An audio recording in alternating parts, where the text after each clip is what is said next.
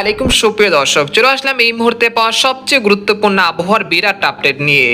আর কিছুক্ষণের মধ্যে রাজধানী ঢাকা এবং রাজশাহী, খুলনা ও বরিশাল বিভাগের বেশ কয়েকটি জেলাতে বিক্ষিপ্ত আকারে বৃষ্টিপাত ও তীব্র বজ্রসহ ঝড় বৃষ্টিতে আক্রান্ত হতে যাচ্ছে। আজ 22শে ফেব্রুয়ারি শনিবার এবং আগামীকাল 23শে ফেব্রুয়ারি রবিবার কেমন থাকতে পারে আগামী 24 থেকে 48 ঘন্টা আবহাওয়া বাংলাদেশ থেকে শুরু করে ভারতের পশ্চিমবঙ্গ, আসাম, মেঘালয় এবং উত্তর থেকে ত্রিপুরা রাজ্যে আগামী 24 থেকে 48 ঘন্টার মধ্যে যেসব জেলাগুলোতে বিক্ষিপ্ত আকারে বৃষ্টি ও বজ্রসহ শিলা বৃষ্টিপাতের সতর্কতা রয়েছে। এছাড়া আজ রাতের মধ্যে কোন কোন জেলাগুলোতে বৃষ্টিপাতের সম্ভাবনা রয়েছে এবং আগামীকাল কেমন থাকতে পারে আবহাওয়া এবং আগামী 10 দিনের আবহাওয়া কিরকম থাকতে পারে এই বিষয়ে বিস্তারিত জানতে হলে ভিডিওটি সম্পূর্ণ দেখতে থাকুন। আর আপনি কোন জেলা থেকে এই আবহাওয়ার খবরটি দেখছেন, আপনার জেলার নামটি আমাদের কমেন্ট বক্সে জানিয়ে দিবেন। আর সবার আগে সর্বপ্রথম সঠিক খবর জানতে আমাদের চ্যানেলটিকে সাবস্ক্রাইব করে রাখুন। এবার জেনে নেওয়া যাক এক নজরে। বন্ধুরা, এই পর্যায়ে আমরা সরাসরি উপগ্রহ চিত্রে চলে আসলাম। তো এই মুহূর্তে আমরা দেখতে পাচ্ছি যে রাজশাহী বিভাগের বেশ কয়েকটি জেলাতে কিন্তু পূর্বাভাস অনুযায়ী বিক্ষিপ্ত আকারে বৃষ্টি ও বজ্রসহ শিলা বৃষ্টি হতে দেখা গিয়েছে।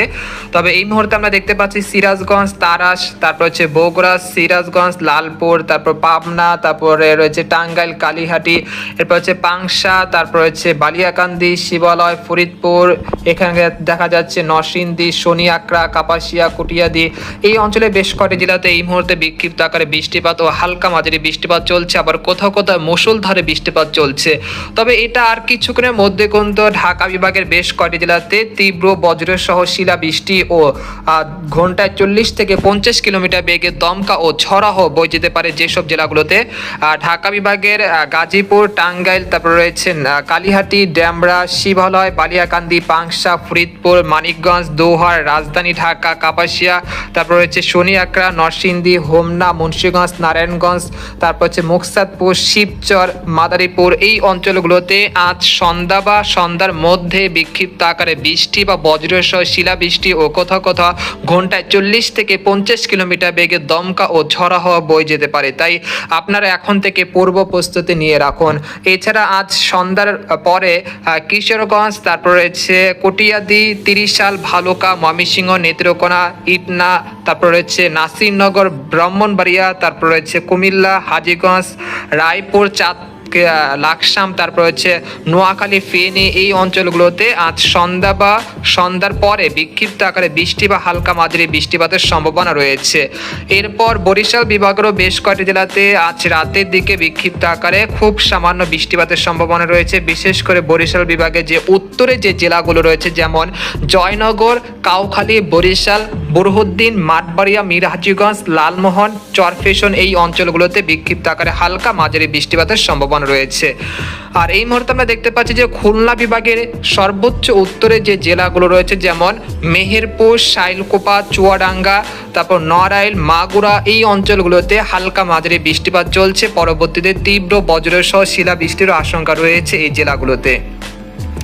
আর এদিকে দেখতে পাচ্ছি সাতক্ষীরা, খুলনা, তারপর মংলা, বাগেরহাট, শ্যামনগর, এই অঞ্চলের আকাশ কিন্তু বেশ পরিষ্কার রয়েছে। তবে আজ সন্ধ্যার দিকে বিক্ষিপ্ত আকারে বা সন্ধ্যার পরে বিক্ষিপ্ত আকারে বৃষ্টি ও শিলা বৃষ্টিপাতের আশঙ্কা রয়েছে। এছাড়া আমরা দেখতে পাচ্ছি যে ভারতের দক্ষিণবঙ্গ অর্থাৎ পশ্চিমবঙ্গের দক্ষিণবঙ্গে যে জেলাগুলো রয়েছে বিশেষ করে কাটোয়া, নালিহাটি, মুর্শিদাবাদ, কৃষ্ণনগর, এই অঞ্চলগুলোতে বিক্ষিপ্ত আকারে হালকা মাঝারি বৃষ্টিপাত হয়েছে দুপুরের দিকে। পরবর্তীতে আজ রাতেও বিক্ষিপ্ত আকারে বৃষ্টিপাতের সম্ভাবনা থাকছে। আর এখানে দেখতে পাচ্ছি যে আবারও বিক্ষিপ্ত আকারে বৃষ্টি বা শিলা বৃষ্টি বাহী মেঘ তৈরি হচ্ছে, যেটি কিন্তু ভারতের পুরুলিয়া, তারপর যে খড়গপুর, এরপর রয়েছে ও দক্ষিণ উড়িষ্যা, এই অঞ্চলগুলোতে তীব্র যে বজ্রপাত এবং শিলাবৃষ্টিবাহী মেঘ তৈরি হচ্ছে, যেগুলো পরবর্তী শক্তি অর্জন করে দক্ষিণবঙ্গের সবকটি জেলাতে বিক্ষিপ্ত আকারে বৃষ্টি বা ভারী বৃষ্টিপাত, আবার কোথাও কোথাও শিলাবৃষ্টি ও ঘন্টায় 40 থেকে 50 কিলোমিটার বেগে দমকা ও ঝড়াহ বয়ে যেতে পারে যেসব জেলাগুলোতে।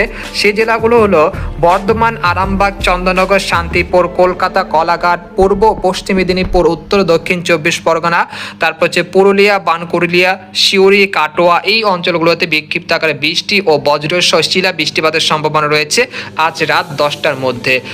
আর আমাদের এখানে দেখতে পাচ্ছি যে রংপুর বিভাগের আবহাওয়া পরিস্থিতি এই মুহূর্তে স্বাভাবিক রয়েছে, তবে রংপুর বিভাগের গাইবান্ধা, তারপর রয়েছে দিনাজপুর, বিরামপুর, চিলমারি এই অঞ্চলে দুই এক স্থানে আকাশ কিছুটা মেঘলা থাকতে পারে, তবে বৃষ্টিপাতের সম্ভাবনা নেই রংপুর বিভাগে। তবে ময়মনসিংহ বিভাগে এবং সিলেট বিভাগে আজ রাতের দিকে অর্থাৎ রাত 10টার মধ্যে বিক্ষিপ্ত আকারে হালকা গুড়ি গুড়ি বৃষ্টিপাতের সম্ভাবনা রয়েছে ময়মনসিংহ এবং সিলেট বিভাগে দুই একটি স্থানে। এছাড়া ভারতের ত্রিপুরা রাজ্যের আগরতলা, আমবাসা, উদয়পুর, তারপর হচ্ছে এই অঞ্চলগুলোতে বিক্ষিপ্ত আকারে বৃষ্টিপাত ও হালকা মাঝারি বৃষ্টিপাত হতে পারে আজ রাত 10টার মধ্যে। আর এখানে দেখতে পাচ্ছি ভারতের উত্তরবঙ্গ অর্থাৎ আলিপুরদুয়ার, কুচবিহার, জলপাইগুড়ি, শিলিগুড়ি, আসাম, মেঘালয় এই অঞ্চলের আকাশ কিন্তু প্রায় পরিষ্কার রয়েছে, কোথাও তেমন বৃষ্টিপাত বা ভারী বৃষ্টিপাতের সম্ভাবনা নেই। তবে শিলচর, তারপর হচ্ছে শিলং এই অঞ্চলে দুই এক স্থানে কিছুটা বজ্রবাহী মেঘ তৈরি হয়ে হালকা মাঝারি বৃষ্টিপাতের সম্ভাবনা থাকছে আজ রাতের মধ্যে। এই পর্যায়ে আপনাদেরকে জানিয়ে দেবো যে আগামী 24 থেকে 48 ঘন্টার সর্বোচ্চ বৃষ্টিপাত কোন কোন জেলাগুলোতে হতে পারে, সেই জেলাগুলো আপনাদেরকে দেখিয়ে দিচ্ছি।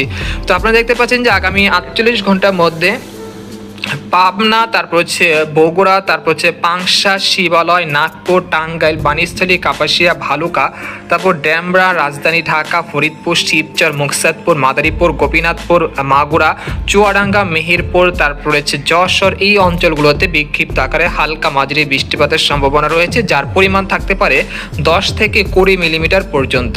এছাড়া চাঁপাইনবাবগঞ্জ, মহাদেবপুর, সিংড়া, সিরাজগঞ্জ, টাঙ্গাইল, তারপর হচ্ছে বগুড়া এই অঞ্চলগুলোতে প্রায় 10 থেকে 12 মিলিমিটার পর্যন্ত বিক্ষিপ্ত আকারে হালকা গুড়ি গুড়ি বৃষ্টিপাতের সম্ভাবনা রয়েছে। এর পরবর্তীতে ময়মনসিংহ, তারপর নেত্রকোনা, ফুলপুর, মাধান, নেত্রকোনা এই অঞ্চলগুলোতেও হালকা মাঝারি বৃষ্টিপাত হতে পারে।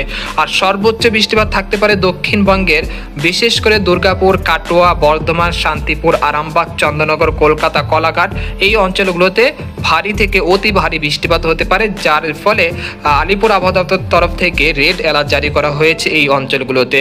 আর শিলাবৃষ্টির সতর্কতা রয়েছে খড়গপুর, তারপর যে কলাঘাট, হলদিবাড়ি, এরপর হচ্ছে বানকরলিয়া, পুরুলিয়া এই অঞ্চলগুলোতে বিক্ষিপ্ত আকারে শিলা বৃষ্টিপাত হতে পারে আজ রাতের মধ্যে।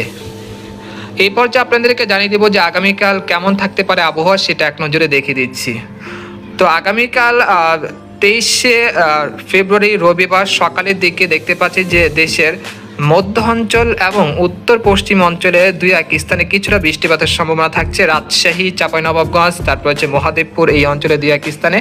এরপর সকাল 9টার মধ্যে দেখতে পাচ্ছি যে নাগপুর, তারপর হচ্ছে পাবনা, সিরাজগঞ্জ, তারপর হচ্ছে কালীহাটি, গাজীপুর, কিশোরগঞ্জ, তারপর হচ্ছে ফরিদপুর, শাইলকুপা, তারপর রাজশাহী এই অঞ্চলে দুই এক স্থানে কিছুটা বৃষ্টিপাতের সম্ভাবনা রয়েছে রবিবার সকাল 9টা বা 10টার মধ্যে।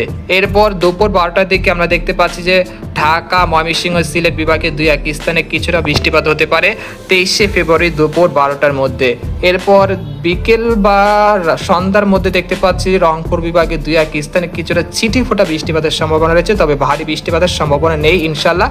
এরপর আমরা রাত 8টা দিকে চলে আসলাম, আসার পরে দেখতে পাচ্ছি যে আবহাওয়া পরিস্থিতি কিন্তু উন্নতি হতে শুরু করেছে। একই সঙ্গে এই যে আবহাওয়া পরিস্থিতি যেটা উন্নতি হচ্ছে সেটা কিন্তু 24শে ফেব্রুয়ারি সকাল থেকে পরিষ্কার আকাশে দেখা মিলবে। একই সঙ্গে 24 থেকে 28শে ফেব্রুয়ারি পর্যন্ত দেশের আবহাওয়া পরিস্থিতি স্বাভাবিক থাকতে পারে। এই সময়ের মধ্যে কোনো মেঘ বৃষ্টি ও দমকা ও ঝড়ো বাতাসের কোনো সম্ভাবনা নেই, অর্থাৎ একটি আরামদায়ক আবহাওয়া পরিস্থিতি বিরাজমান থাকতে পারে 24শে ফেব্রুয়ারি থেকে 28শে ফেব্রুয়ারির মধ্যে। এরপর মার্চ মাসের প্রথম সপ্তাহে আবারও কিছুটা বৃষ্টিপাতের সম্ভাবনা থাকবে, সেটা পরবর্তী ভিডিওতে জানিয়ে দিব। তো আজকের মতো এখানে বিদায় নিলাম, সবাই ভালো থাকবেন, সুস্থ থাকবেন, আল্লাহ হাফেজ।